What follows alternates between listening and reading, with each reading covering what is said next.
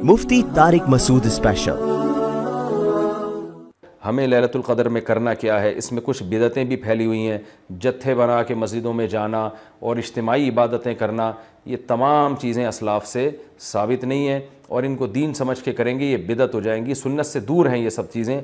इनफरादी इबादत होनी चाहिए। नमाज का कोई अलग से मखसूस तरीक़ा साबित नहीं है लैलतुल क़द्र की रात में। जो तरीक़े से आम आप नमाज़ें पढ़ रहे हैं वही उसी तरीक़े से, ये नहीं कि पहली रकत में ये सूरत, दूसरी में ये सूरत। ये तमाम चीज़ें लोगों में फैली हुई हैं, ये बिदअत है, इनका हकीकत से सुन्नत से कोई ताल्लुक़ नहीं है। तिलावत करें, दुआएं मांगें और तहज्जुद की नमाज़ पढ़ें। जितने नवाफिल अल्लाह आपको तौफ़ीक देता है, आप जैसे आम मामूल है नवाफिल पढ़ने का, इसी तरह पढ़ें। और बेहतर है घर में इबादत करें। घर में अगर मुश्किल हो रही है तो मस्जिद में भी जा सकते हैं, लेकिन नवाफिल घर में पढ़ना ये मस्जिद में पढ़ने से ज़्यादा अफजल है। मस्जिद में शोर शराबा करना, लैलतुल क़द्र के नाम पे जत्थे बना के बैठना, फिर लैलतुल क़द्र की रात पे पूरी पूरी रात प्रोग्राम चलना मस्जिदों में, ये सब चीज़ें लोगों को इबादत से गाफिल करने वाली हैं। बयान भी होने चाहिए मुख्तसर, आधा घंटा हो गया, 1 घंटा हो गया, बाकी वक्त इबादत में लगाना चाहिए। दूसरी बात यह कि इतनी कसरत से इबादत करना कि आपका दिमाग ही ख़राब होना शुरू हो जाए, नींद से हालत ख़राब हो जाए, तो ये भी ठीक नहीं है। कुछ देर आराम भी करना चाहिए ताकि जितनी इबादत हो वो तबीयत में निशात के साथ और फ्रेशनेस के साथ हो, आप उसमें टेंशन में ना आ रहे हो। और एक अहम बात ये भी है कि असल इबादत गुनाह छोड़ना है। आप सल्लल्लाहु अलैहि वसल्लम ने लैलतुल क़द्र में हमें जो दुआ सिखाई है, उस दुआ का मफ़हूम भी यही है। सही हदीस में दुआ आती है कि लैलतुल क़द्र में ये दुआ मांगो, अल्लाहुम्मा इन्नका अफ़ुव्वुन तुहिब्बुल अफ़्व फ़अफ़ु अन्ना। ए अल्लाह तो सरापा मुआफ़ी है, मुआफ़ी को पसंद करता है, हमारे गुनाहों को माफ़ कर दे। तो इससे पता चलता है कि लैलतुल क़द्र में नबी हमें ये सिखा रहे हैं, ये समझा रहे हैं कि गुनाहों से तौबा करनी है, माफ़ी मांगनी है। ज़ाहिर है जिस जुर्म से माफ़ी मांगी जाती है तो इसी बेस पे मांगी जाती है ना कि आइंदा आप छोड़ने का अहद कर रहे हो। आपने किसी का दिल दुखाया, किसी को टेंशन दी, अब आप उससे सॉरी कर रहे हैं, वो कहता है ठीक है आइंदा टेंशन नहीं देना। आप कहते हैं दूंगा तो मैं आइंदा भी तुम्हें टेंशन, तो वो कहेगा फिर ये तो माफ़ी नहीं, ये तो माफ़ी के नाम पे मजाक हो गया भाई। तो नबी जो हमें दुआ सिखा रहे हैं उसमें असल बता रहे हैं कि लैलतुल क़द्र की रात में अल्लाह से दुआएं मांगकर तौबा करनी है। तो इस रात में आप इबादत करें, अल्लाह से दुआ मांगें। और दुआ क्या मांगें कि अल्लाह जो गुनाह हमारी ज़िंदगी में है उनसे हम तौबा करते हैं और आइंदा हमें उनसे बचने की तौफ़ीक़ अता फ़रमा।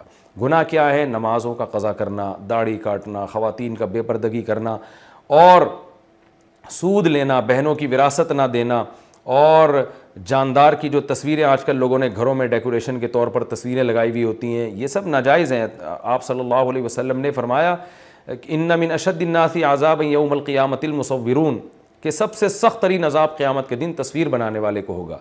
डिजिटल कैमरे की तस्वीर में तो बहुत अच्छा खासा उलमा का इख्तलाफ है कि हमारी राय ये कि तस्वीर में दाखिल नहीं है, लेकिन जो प्रिंटेड तस्वीर होती है और किसी शरई उज़र के बग़ैर हो, एक तस्वीर किसी ज़रूरत से होती है, बिला वजह शोबाजियों के लिए अपने बाप दादाओं की तस्वीरें दीवारों पे सजाना, ये फ़ैशन हमारे यहाँ बनता चला जा रहा है। और जो बुत बने हुए होते हैं तस्वीर के नाम पे, वो भी इस्लाम में हराम है।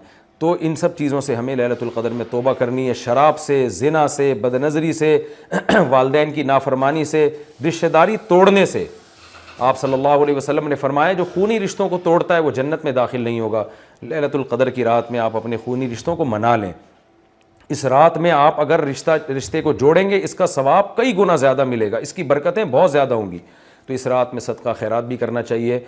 और इन तमाम जराइम से, नमाज छोड़ने का गुनाह, सूद का गुनाह, विरासत खाने का गुनाह, जो भी नाप तोल में कमी का गुनाह, आप अगर किसी इदारे में जॉब करते हैं, आप तनख्वाह पूरी ले रहे हैं मगर आप काम में डंडी मार रहे हैं, ये ख़यानत है जिससे कुरान ने रोका है। ये भी एक जुर्म है, इस जुर्म से भी हमने इस रात में तौबा करनी है। अगर कोई किराएदार मालिक मकान के घर को अमानत के तौर पे इस्तेमाल नहीं करता, ये भी अमानत में ख़यानत है। और अगर मालिक मकान किराएदार को तंग करता है या किराएदार मालिक मकान को टाइम पे किराया नहीं देता, ये भी जुर्म है जिसको कुरान बयान करता है अमानत में ख़यानत। तो जहाँ भी दो आदमियों का मामला हो रहा है और उसमें आप डंडी मार रहे हैं, ये बहुत बड़ा जुर्म है। कुरान में अहले जन्नत की ये सिफ़ात बयान नहीं की गई हैं। तो अखलाक को अपने दुरुस्त करना। आप सल्लल्लाहु अलैहि वसल्लम ने फरमाया मुनाफिक की 3 निशानियाँ हैं, बात करता है, झूठ बोलता है, अमानत दी जाए तो ख़यानत करता है, और जब किसी से बहस मुबाहिसा करता है तो गालम गलोच पे आ जाता है। आज देखें दफ्तरों में क्या हाल है, बात बात पे गालियाँ, ज़रा सी कोई मसला होता है फोश गालियाँ निकालना शुरू कर देते हैं। तो ये तमाम चीज़ें ऐसी हैं जिनसे हमें इस रात में توبہ کرنی ہے۔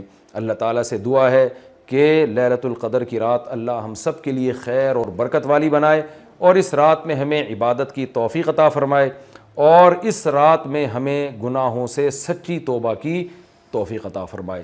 وما علینا الا البلاغ۔